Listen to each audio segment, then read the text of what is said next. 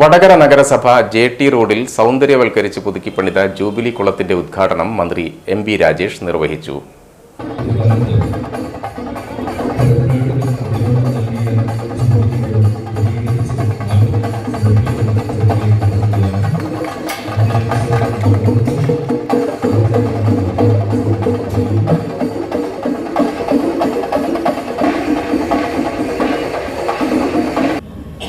ഇത്രയും ചരിത്ര പ്രാധാന്യമുള്ള ഒരു കുളം നഗരത്തിൻ്റെ ഹൃദയഭാഗത്ത് തന്നെ ഉള്ളത് നവീകരിക്കേണ്ടത് വളരെ അത്യാവശ്യവുമായിരുന്നു. അതാണ് നഗരസഭ നവീകരിച്ച് മനോഹരമാക്കി മാറ്റിയിട്ടുള്ളത്. ഇപ്പോൾ അത് കാണുമ്പോൾ തന്നെ ഒരു സന്തോഷമാണ്. സാധാരണ ഏതെങ്കിലും ഒരു കെട്ടിടം ഉദ്ഘാടനം ചെയ്യുന്നതിനേക്കാൾ അല്ലെങ്കിൽ ഒരു കെട്ടിടം പണി പൂർത്തിയാക്കുമ്പോഴുള്ളതിനേക്കാൾ സന്തോഷം നിങ്ങൾക്കെല്ലാവർക്കും അത് കാണുമ്പോഴുണ്ടാവും. മാർച്ച് 30-നാണ് ലോകമാകെ ഇൻ്റർനാഷണൽ സീറോ വേസ്റ്റ് ഡേ ആയിട്ട് ആചരിക്കുന്നത്. ആ മാർച്ച് 30 ആവുമ്പോഴേക്കും കേരളത്തെ മാലിന്യമുക്തമായി പ്രഖ്യാപിക്കാനുള്ള പ്രവർത്തനങ്ങളാണ് നടന്നു വരുന്നത്. ഇനി നമ്മുടെ കയ്യിലുള്ളത് 44 ദിവസമാണ്. ആ 44 ദിവസം കൊണ്ട് ആ ലക്ഷ്യത്തിലേക്ക് എത്താൻ ഇനി എന്തെല്ലാം വേണോ അതെല്ലാം നമുക്ക് ഒരുക്കാനാവണം. വടകര നഗരസഭ മാലിന്യ മുക്ത പ്രവർത്തനങ്ങളിൽ വേസ്റ്റ് മാനേജ്മെൻറ്റിൽ തുടക്കം മുതലേ മികച്ച പ്രവർത്തനം നടത്തുന്ന നഗരസഭയാണ് എന്ന് പറയാൻ പ്രത്യേകമായ സന്തോഷമുണ്ട്.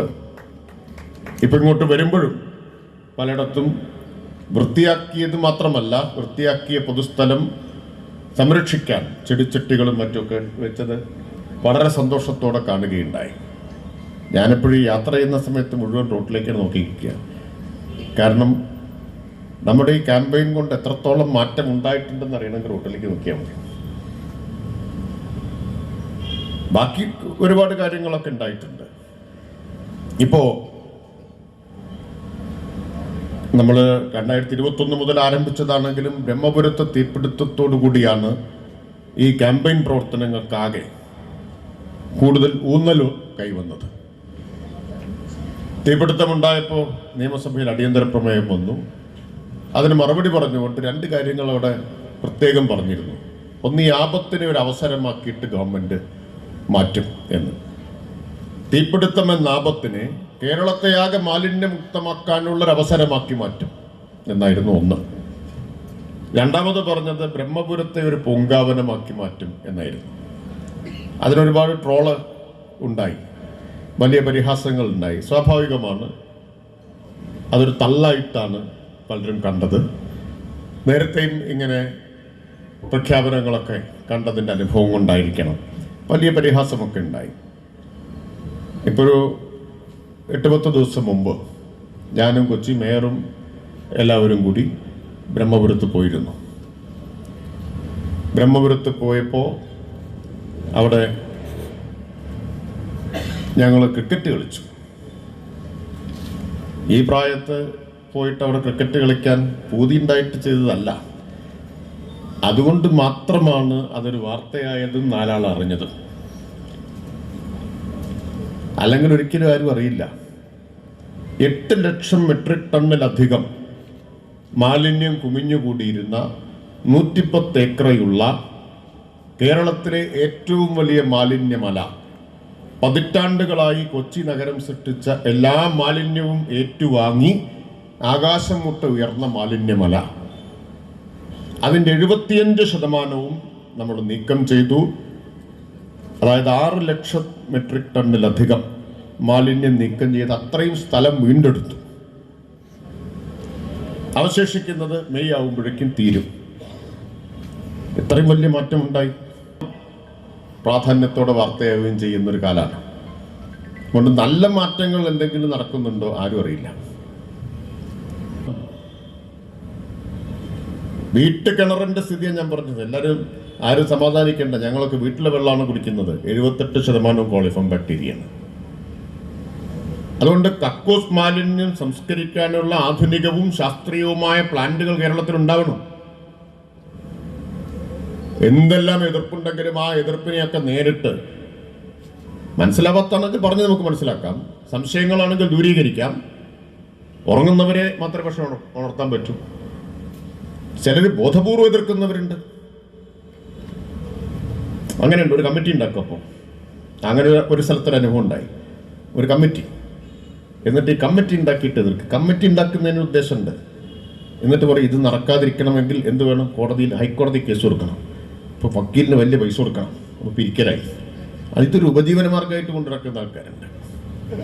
മനസ്സിലായില്ലേ? അവർക്ക് കേസും കൂട്ടൊക്കെ ആയിട്ട് ഇങ്ങനെ ഇത് മുന്നോട്ട് കൊണ്ടുപോകണം. പക്ഷെ ഇപ്പോൾ ആ കാര്യത്തിൽ ചെറിയ മാറ്റം വരുന്നു.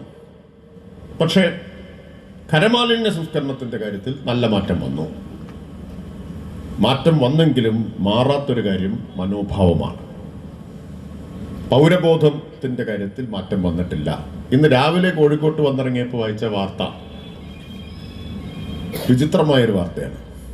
കോർപ്പറേഷൻ 600 ബിന്ന് വെച്ചു. ഞാൻ നിർബന്ധിച്ചതാ കഴിഞ്ഞ റിവ്യൂ മീറ്റിംഗിൽ, നിങ്ങൾ എന്തുകൊണ്ട് ബിന്ന് വെക്കുന്നില്ല എന്ന് വെച്ചിട്ടല്ലേ, നിങ്ങളല്ലാണ്ടായിരുന്നു. 600 ബിന്ന് നഗരത്തിൻ്റെ ആവശ്യത്തിന് ബിന്ന് വെക്കണമെന്ന് നിഷ്കർഷിച്ചതാണ്. ബിന്ന് വെച്ചിട്ടുണ്ട്. അപ്പം ആ ബിന്നിൽ വീട്ടിലെ സകല മാലിന്യം കൊണ്ടുപോയിട്ട് തള്ളുന്നു എന്നാണ് ഇന്നത്തെ പത്രത്തിലെ വാർത്ത. ഡയപ്പർ, സാനിറ്ററി വേസ്റ്റ്, പിന്നെ ചക്കയുടെ മടൽ വരെ അവിടെ നിന്ന് കിട്ടി എന്നാണ്. അവനവൻ്റെ വീട്ടിൽ ചക്ക വെട്ടി തിന്നിട്ട് അതിൻ്റെ മടൽ കോർപ്പറേഷൻ്റെ ഈ ബിന്നിൽ കൊണ്ടുപോയിട്ട് തള്ളുന്നവരെയൊക്കെ സാമൂഹ്യ വിരുദ്ധർ എന്നല്ലേ വിശേഷിപ്പിക്കേണ്ടത്? അപ്പോൾ കോർപ്പറേഷൻ എന്ത് ചെയ്യും? കുറച്ച് കഴിഞ്ഞാൽ ഇനി ബിന്ന് വെക്കേണ്ടെന്ന് തീരുമാനിക്കും. ബിന്ന് വെക്കേണ്ടെന്ന് തീരുമാനിച്ചാലോ ഇതെല്ലാം റോട്ടിൽ വരും. ഇതാണ് മനോഭാവം.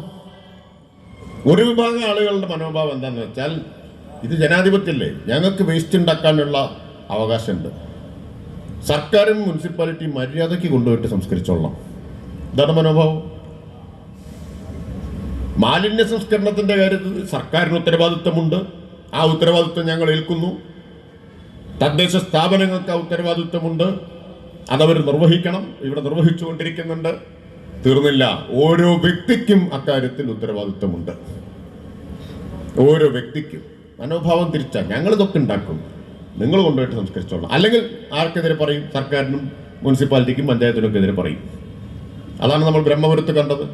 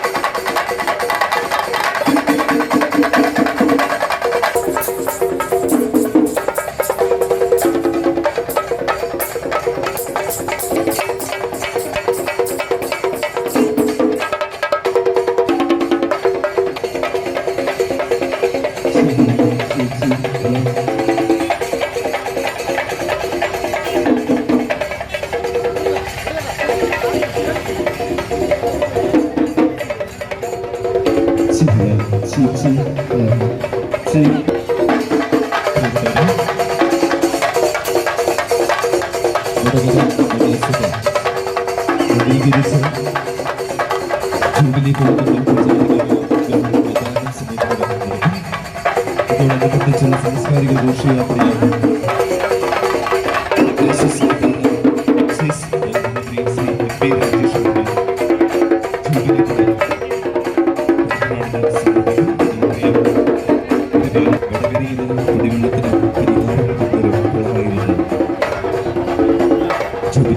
അതിനൗപചാരികമായ ഉദ്ഘാടന ചടങ്ങ് അല്പസമയത്തിനകം വേദിയിൽ നടക്കും.